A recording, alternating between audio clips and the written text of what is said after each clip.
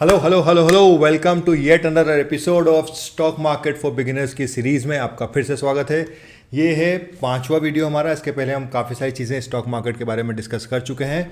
अब बात आती है कि स्टॉक मार्केट में कितने तरह के स्टॉक्स होते हैं और आपको किस में इन्वेस्ट करना चाहिए। अब खाली large mid cap small cap ये बता के ख़त्म नहीं करूँगा, इन डेप्थ जाऊँगा और आपकी रिक्वायरमेंट के हिसाब से, आपकी रिस्क एपेटाइट के हिसाब से हम डिस्कस करेंगे एक एक तरह, डिफरेंट तरह के स्टॉक्स को कि आपको किस में पैसे लगाना चाहिए।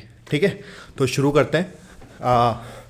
सबसे पहले बेसिक से शुरू करते हैं। ठीक है, अब इसके पहले अगर आपने मेरी सीरीज़ नहीं देखी है शुरू के 3-4 वीडियो, तो देख लेना ताकि आपको धीरे धीरे ये जो मैं शायद चीज़ें कुछ ऐसे बोलने वाला हूँ तो समझने में ईजी रहेगा। स्टॉक मार्केट क्या है, कौन स्टॉक मार्केट चलाता है, स्टॉक मार्केट में कौन कौन इन्वॉल्व है, सारी चीज़ें हैं ना, मतलब सब बेसिक्स से शुरू करा है। सबसे पहले होती है कंपनीज़ की बात करते हैं, वीडियो को ज़्यादा लंबा नहीं करने की कोशिश करूँगा। सबसे पहली होती है लार्ज कैप। अब मैं जब कैप बोलूँगा तो इसका मतलब होता है कैपिटलाइजेशन, मतलब पूरी कंपनी की वैल्यूएशन, पूरी कंपनी की वैल्यू कितनी है अगर आज उसको सारे शेयर्स को बेचें तो। इसका एक एग्जांपल मान लो, कंपनी में 100 शेयर्स हैं, एक शेयर का दाम है 100 रुपये, तो कंपनी की मार्केट कैप हो गई 10,000 रुपये। अब लार्ज, मिड और स्मॉल, इन तीनों को आराम आराम से समझने की कोशिश करते हैं। लार्ज मतलब बड़ा, लार्ज मिलाते क्या स्मॉल मिलाते जाओ लार्ज बनाते जाओ, वही वाली टाइप की बात है। लार्ज कैप मतलब जो कंपनी ऑलरेडी बहुत बड़ी हो चुकी है, इतनी बड़ी है, जनरली इंडिया की 1 से लेकर टॉप 100 कंपनीज को लार्ज कैप में गिना जाता है। थोड़ा ऊपर नीचे हो सकता है, एग्जैक्ट देख के नहीं बता रहा हूँ, बट समझने के लिए देश की जो टॉप 100 कंपनीज हैं उनको बोलते हैं लार्ज कैप कंपनीज। उसके बाद आती है, इसको ब्लू चिप कंपनी भी बोलते हैं। ठीक है, कभी आप सुनोगे ब्लू चिप कंपनी तो दैट मीन्स कि कंपनीज ब्लू चिप है।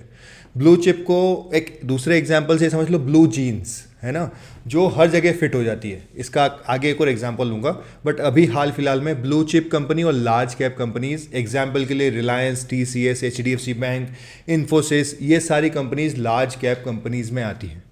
उसके बाद होती है mid cap companies. Mid cap मतलब मिड साइज़ की, जो ऑलरेडी इतनी छोटी भी नहीं है कि उनको हमें ना, मतलब उनको बहुत ईजीली मैनिपुलेट किया जा सके या उन्होंने कोई ग्रोथ नहीं दिखाई है, बट हाँ इतनी बड़ी भी नहीं हुई है कि उनमें ग्रोथ पोटेंशियल ही ना हुआ हो।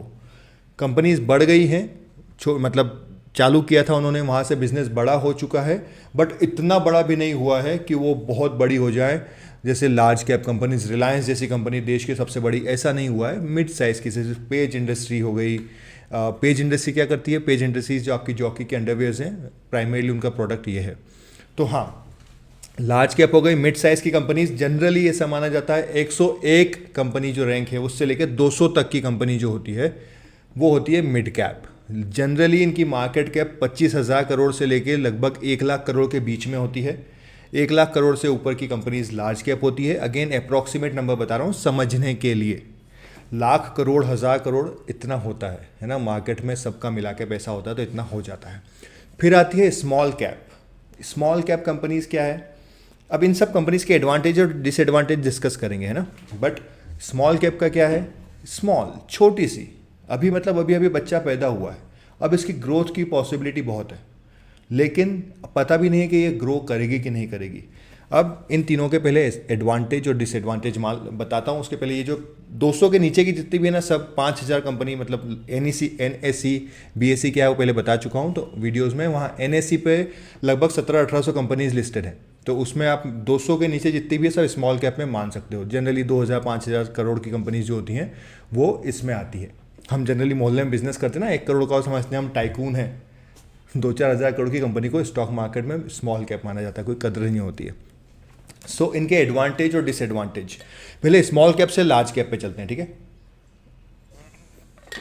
कि स्मॉल कैप का क्या है कि घर में बच्चा पैदा हुआ है अभी, है ना, जिसको देख के आप शक्ल सूरत देख के या थोड़ा पोटेंशियल देख के 5वीं 6वीं 7वीं तक आ गया है, आप उसको देख के बता सकते हो कि ये बहुत कुछ उखाड़ लेगा, तो वो कंपनी स्मॉल कैप है। बट कोई गारंटी नहीं है ना, रिस्क उसमें इन्वॉल्व है। इसलिए उस कंपनी में जब आप पैसे लगाते हो, उसकी ग्रोथ अगर होती है तो वो ज़्यादा रिटर्न देती है, लेकिन रिस्क ज़्यादा होता है। मिड कैप क्या होती है? जिसकी अभी शायद ग्रेजुएशन हो गई है और बेसिक सा, मतलब कहीं फैली दूसरी जॉब लग गई है, स्टेबल है, तो उसको आप मिड कैप मान सकते हो कि हाँ यार ये कंपनी ने अपना प्रूव किया है रिकॉर्ड, तो वो हो गई मिड कैप। और लार्ज कैप क्या होती है, ताऊजी दादाजी जो घर के होते हैं ना, वो होते हैं जिन्होंने 25-50 साल से बिजनेस किया है और बहुत अच्छी ग्रोथ की है, उसमें आप पैसे लगाओगे तो अब आपकी रिस्क कम रहेगी। आपको पता है कि ताऊजी दादाजी ने पिछले 50 साल में प्रूव किया है कि वो बिजनेस करना जानते हैं, धंधा करना जानते हैं, तो उन पर पैसा लगाया जा सकता है।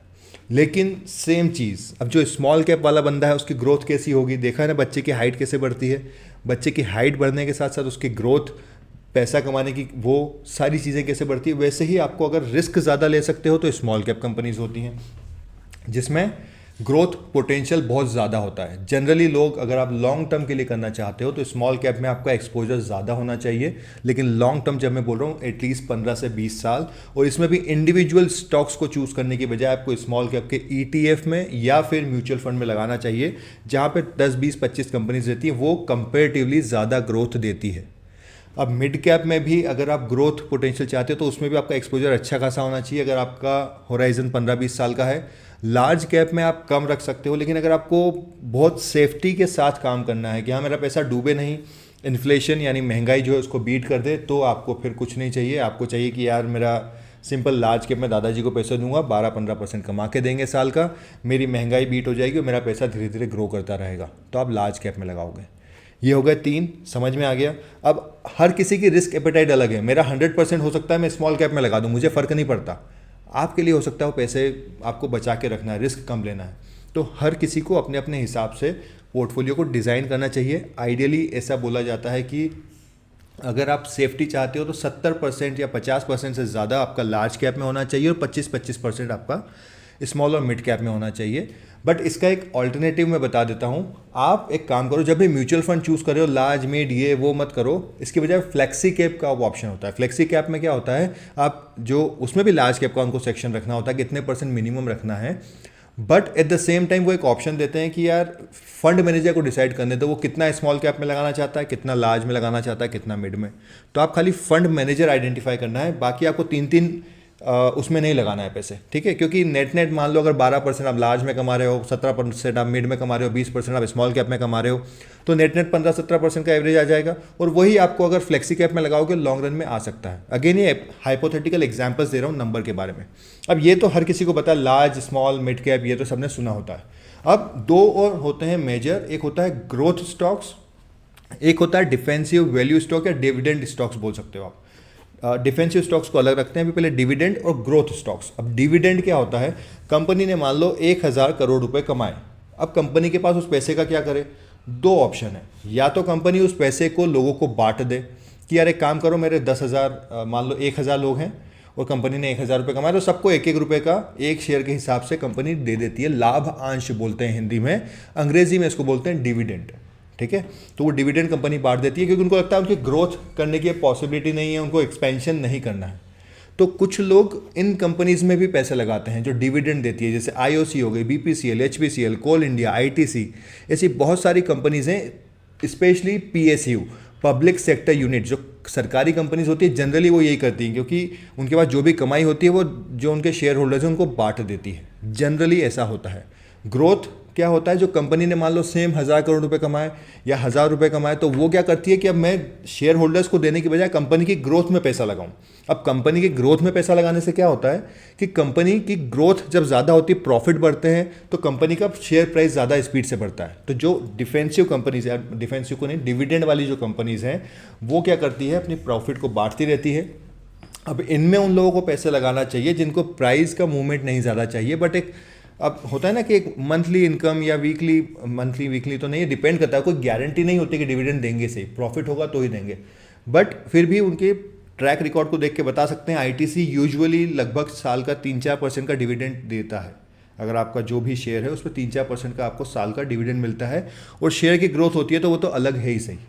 तो आप डिविडेंड वाले शेयर्स में भी लगा सकते हो, बट अब जाके ये मत कर लेना कि यार सबसे हाई डिविडेंड वाले स्टॉक्स कौन से हैं उनमें पैसा लगा दिया। आपको बाकी चीज़ें भी कंसिडर करनी होगी। अगर वो स्मॉल कैप में आ रहा है और डिविडेंड मान लो 10% साल का दे रहा है, तो आपकी रिस्क भी उतनी ही है। ये स्मॉल कैप का पैसा, मान लो आपने जो शेयर है 100 रुपये पे लिया, उसे 10% डिविडेंड दे रहा है, 10 रुपये, और 50 रुपये का शेयर हो गया, तो आपका नेट तो लॉस ही होगा ना। तो आपको दोनों चीज़ों का बैलेंस बना के अच्छी स्ट्रॉन्ग डिविडेंड वाली कंपनीज भी मिल जाती हैं मार्केट में, उसमें पैसा लगा सकते हो। आपको अगर रेकरिंग इनकम चाहिए, मंथली वीकली नहीं, रेकरिंग मतलब थोड़े थोड़े टाइम में रेंटल जैसा होता है ना, वैसे इनकम आती रहे, कभी इस कंपनी का डिविडेंड आ गया, कभी उस कंपनी का आ गया, ऐसा। और जो ग्रोथ वाली होती है, अगर आपको चाहिए कि मेरा शेयर प्राइस बढ़ना चाहिए, कंपनी की ग्रोथ पूरी मुझे पार्टिसिपेट करनी है, आइडियली इंसान को अगर वो रिटायरमेंट एज या बहुत सिक्योरिटी सेफ्टी वाला सिस्टम नहीं करना चाहते हैं, तो उनको कोशिश करनी चाहिए कि कंपनी की ग्रोथ वाली कंपनी में पैसा लगाएं, ना कि डिविडेंड वाली में। उसका दूसरा रीज़न भी है कि डिविडेंड पे आपको टैक्स एक्स्ट्रा लगता है। जैसे मान लो आपकी इनकम 30% टैक्स ब्रैकेट में आती है, तो आपको डिविडेंड जो कमाओगे उस पर टैक्स लग जाएगा, है ना। वहीं स्टॉक का प्राइस अगर बढ़ता है, तो जो उसका लॉन्ग टर्म कैपिटल गेन और short term capital gain tax है, वो उसी हिसाब से लगेगा, है ना। तो कंपनी अगर बड़ी हो गई है, जैसे रिलायंस है, तो रिलायंस में आपको दोनों का बैलेंस मिल जाएगा। बट वो लार्ज कैप इतनी है कि उसका मूवमेंट इतनी स्पीड में नहीं होता। कोई स्मॉल कैप, कोई छोटी 2-4 हज़ार करोड़ की कंपनी है, उसका 30% 20% ग्रो करना बहुत ईजी है ईयर ऑन ईयर। बट अगर रिलायंस को 20% ग्रो करना है, तो उसको पूरा मतलब ब्रह्मांड हिलाना पड़ेगा, जिसकी पॉसिबिलिटी नहीं है ना। HDFC कैसे 20% ग्रो कर सकता है, लेकिन कोई एक नया बैंक खुला है, वो 20% ग्रो कर सकता है, क्योंकि उसके कस्टमर ही नहीं है। बेस इफेक्ट बोलते हैं इसको। जैसे बेस ही अगर आपका 100 रुपये का है, जैसे आपकी ग्रोथ अभी आपका मान लो 1 लाख रुपए का पोर्टफोलियो, आपके लिए ईजी है साल का 25-30% बनाना। बट अगर 1,000 करोड़ का हो जाएगा, तो आपको 25-30% बनाने में मतलब बहुत मेहनत लगेगी। यहाँ तक क्लियर हो गया। अब एक लास्ट में होते हैं डिफेंसिव स्टॉक्स। डिफेंसिव स्टॉक्स क्या होता है, इनको मार्केट जो इकोनॉमी चल रही है ना, पसीना ही बहुत आ रहा है देखो, तो जो इकोनॉमी चल रही है, देखो यहाँ तक समझ में आ रहा है ना। तो कोई समझ में कुछ अगर नहीं आया तो कमेंट्स कर देना, मैं उसको अगले वीडियो में सॉल्व करने की कोशिश करूँगा। जितना मुझे आता है उतना पूरा बताने की कोशिश करूँगा। और वीडियो की ये सीरीज़ पूरी अच्छी लग रही है, कुछ सीखने को मिल रहा है, लाइक करते रहना। हाँ, डिफेंसिव स्टॉक्स क्या होते हैं, सदाबहार, मतलब लार्ज कैप के ही होते हैं जनरली। बट जैसे नेस्ले हो गया, जैसे हिंदुस्तान यूनिलीवर हो गया, इनके प्रोडक्ट्स ऐसे होते हैं कि अगर दुनिया में मान लो वॉर भी हो गई, कुछ भी हो गया, तो इनके प्रोडक्ट्स तो बिकते ही रहेंगे। तो इनकी ग्रोथ एक स्टेडी ग्रोथ रहती है कि हाँ, ये सारे शेयर्स तो चलना ही चलना है लॉन्ग रन में। बट ये इतने ज़्यादा फैल चुके हैं मार्केट में कि इनकी ग्रोथ उतनी स्पीड से नहीं होती, इसीलिए जनरली ये शेयर्स भी बहुत आराम से कछुए की चाल में चलते हैं, लेकिन चलते रहते हैं। अब बातों बातों में एक और एग्जांपल आ गया, स्मॉल कैप में शेयर्स जो है खरगोश जैसे तेज़ भागते हैं, बट कभी कभी रास्ते में रुक भी जाते हैं, पीछे भी आ जाते हैं देखने के लिए। बट ये जो बड़ी बड़ी कंपनीज होती हैं, कछुए की चाल में धीरे धीरे चलती रहती है इकोनॉमी के साथ साथ। यहाँ तक आई होप नई जानकारी थोड़ी सी मिली होगी। Dividend, growth stocks, value stocks कौन से लेना है, कब लेना है, अपने रिस्क एपेटाइट को ध्यान में रखते हुए लेना चाहिए। अभी आप अगर स्टॉक मार्केट बेसिक से शुरू कर रहे हो, तो शुरू में म्यूचुअल फंड में ही जाओ, आराम से चालू करो। एक एक स्टॉक को कैसे सिलेक्ट करना है, उनका क्या क्या रेशियो देखने हैं, वो आने वाले वीडियोस में बताऊंगा। ट्रेडिंग की भी मैं बताऊंगा बेसिक्स, इसमें ट्रेडिंग की पूरी सीरीज़ हम अलग से बनाएंगे, ठीक है। तो यही था आज के वीडियो में। आई होप आपको अच्छा लगा होगा। अच्छा लगा तो प्लीज़ लाइक कर देना, शेयर कर देना। हमें इंस्टाग्राम जैसे क्या बोलते हैं, कम्युनिटी को भी और बढ़ाना है। जितना ज़्यादा इंटरेक्शन आपके एंड से होगा, उतना मुझे अच्छा लगेगा। So thank you so much for watching. All the best.